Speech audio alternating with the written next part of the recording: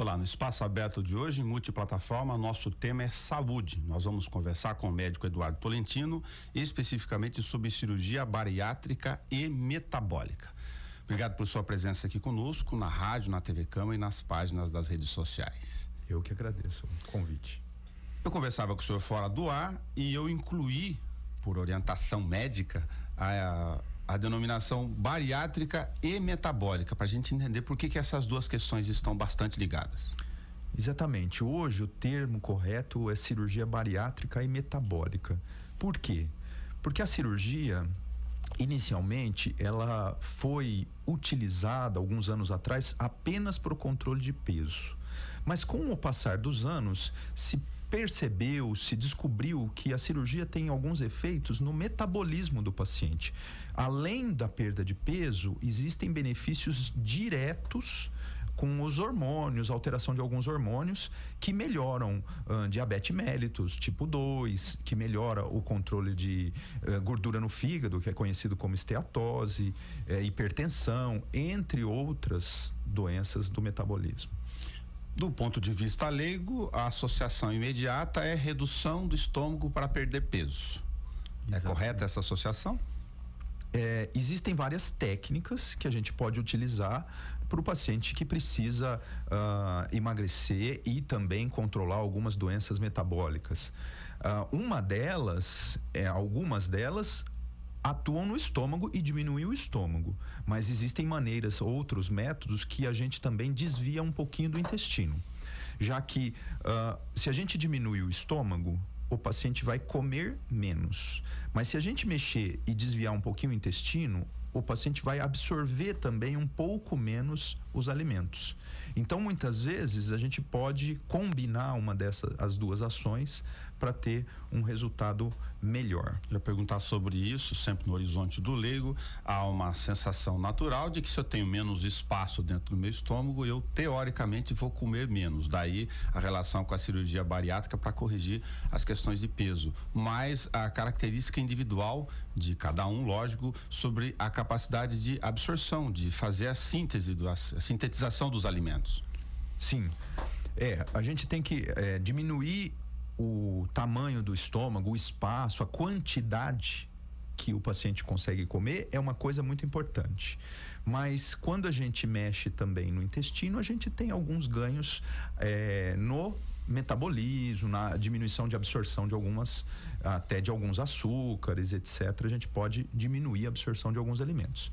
Mas é muito importante a gente lembrar também que não é só diminuir o estômago. Aí entra um trabalho muito importante da nutrição, da psicologia, da atividade física.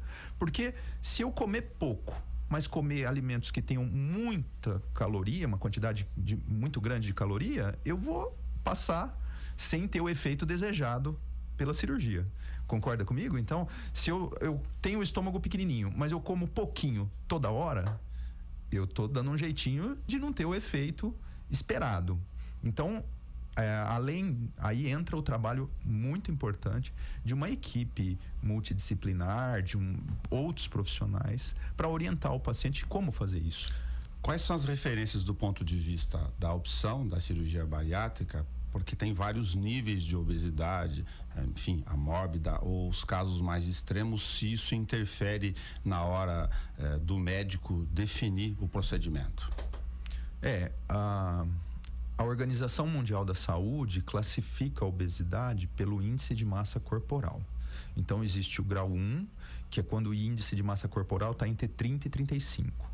Grau 2, que é entre 35 e 40, e grau 3, quando o IMC, índice de massa corporal, é maior que 40.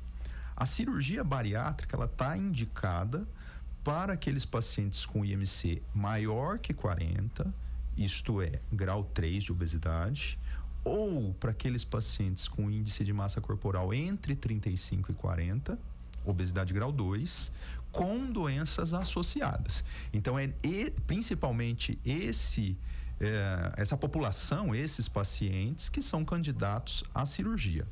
Existe hoje uma exceção, que é o paciente diabético tipo 2, de difícil controle, Quando um endocrinologista classifica o diabetes dele como de difícil controle pelos remédios, a gente também pode fazer a cirurgia se ele tiver na obesidade grau 1.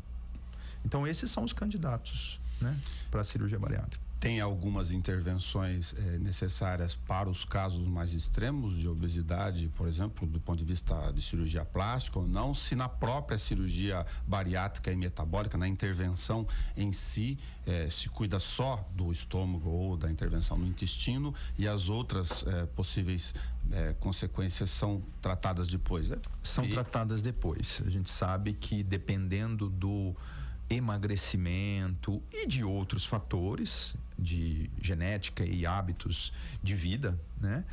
O paciente pode ter flacidez, excesso de pele e algumas sequelas nesse sentido. Isso é tratado depois. A cirurgia bariátrica, ela não tem, isso é importante eu dizer aqui, não tem finalidade estética. Não é uma cirurgia que a gente pensa na parte estética. Ele é pensando na saúde, na melhora da saúde. Tem algumas questões da prescrição com o paciente que podem gerar uma contraindicação da cirurgia, eventualmente algumas dessas doenças ou não, mesmo o diabetes 2 ou algum outro tipo de incidência de doença que possa levar o médico a sugerir, olha, embora você seja obeso, não é indicado para você eventualmente a cirurgia por tal situação, ou não existe essa hipótese? Existe sim algumas situações que a gente tem que discutir com o paciente, né, os riscos da cirurgia. Então, no período pré-operatório, na fase pré-operatória, o paciente passa por uma bateria de exames, uma série de avaliações e entrevistas com médico e outros profissionais para preparar o paciente para a cirurgia. A gente sabe que um paciente com dependência de drogas, ele não pode ser submetido a uma cirurgia. Alguns até doenças, alguns fatores emocionais que estejam descompensados naquele momento, não são contraindicações absolutas, mas o paciente que está muito deprimido, não é uma hora de se submeter a uma cirurgia, por exemplo. Então, isso tudo o paciente vai ser avaliado. Com relação à parte médica, a gente vê se a glicemia está bem controlada, se ele não tem um risco cardiológico exagerado. Isso tudo aí é discutido com o paciente, né? Uma curiosidade, do ponto de vista da intervenção em si médica na cirurgia, eu retiro um pedaço do estômago mesmo? Como funciona? Põe um redutor? Ou é redução de tamanho efetivamente? Olha, existem então algumas técnicas. Podemos dizer que hoje 95% das cirurgias realizadas no mundo são de dois tipos. Um tipo que a gente chama de gastrectomia vertical, ou muito conhecido, é conhecido por causa da internet hoje, como sleeve. Sleeve é um termo em inglês que chama gastrectomia em manga. Essa cirurgia a gente retira 70% do estômago, e o paciente fica com só uma redução de estômago, fica com 30% residual do estômago, parecendo um tubo. A outra cirurgia muito realizada, que completa esses 95%, é uma cirurgia conhecida como bypass gástrico, em inglês, termo de novo, que é um desvio do estômago e do intestino. Então, a gente não retira o estômago, a gente não retira o intestino, não tira nada, mas a comida vai passar em 10% do estômago e pular mais ou menos 20% do intestino. A comida, então, repito, nessa técnica a gente não retira, mas a comida pula 90% do estômago e pula os primeiros 20% do intestino.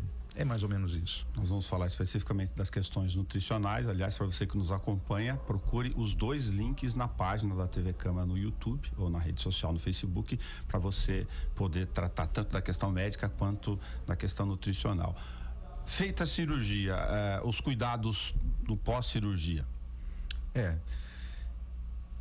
Existe a fase hospitalar, o paciente está internado e recebe soro, medicamentos, antibióticos, etc. Isso, em geral, dura 2 dias hoje em dia, na cirurgia hoje mais realizada, que é a cirurgia por videolaparoscopia. É uma cirurgia com alguns furinhos e que o paciente tem uma recuperação Para quem já fez muita cirurgia por corte, é uma recuperação muito rápida e muito bacana. Mas está rápido em casa. 2 dias. 2 dias, então. Depois disso, o paciente vai para casa e continuam os cuidados, sobretudo na questão alimentar, né? Quer dizer, nesses primeiros dias, o paciente tem sim uma dieta muito restrita, e aí entram, de novo, falando da nutricionista, da importância, né? Porque o paciente vai comer muito pouquinho, geralmente líquido, e a gente precisa dar os nutrientes mínimos para o paciente não ter uma desnutrição. Emagrecer não é desnutrir, é um conceito diferente que a gente precisa trabalhar. É lógico que aí vem, né, o papel da nutricionista também. Tá. Em geral, o nível de desconforto ou alguma questão pós-operatória de curiosidade, quem esteja se considerando nessa situação é pequeno? O que a gente vê no dia a dia é que, lógico, dependendo da sensibilidade de alguns pacientes, varia um pouco de pessoa, de indivíduo, mas em geral é uma cirurgia pouco dolorida e que o paciente até se surpreende, em geral se surpreende com o resultado. Dr. Tolentino, muito obrigado. Se tiver alguma questão que por ser leigo não tenha lhe perguntado, por favor, fique à vontade. Eu queria agradecer o convite, é um prazer estar aqui e divulgar a cirurgia bariátrica e os cuidados com a cirurgia bariátrica, que acho que são muito importantes. É um recurso aí disponível hoje para a maioria das pessoas, acessível, acho que é muito interessante. Muito obrigado. Nós conversamos com o médico Eduardo Tolentino em multiplataforma. Na TV está conosco Rafael Marobo, e aqui na Rádio Câmara a Carol Garcia. Até o nosso próximo encontro.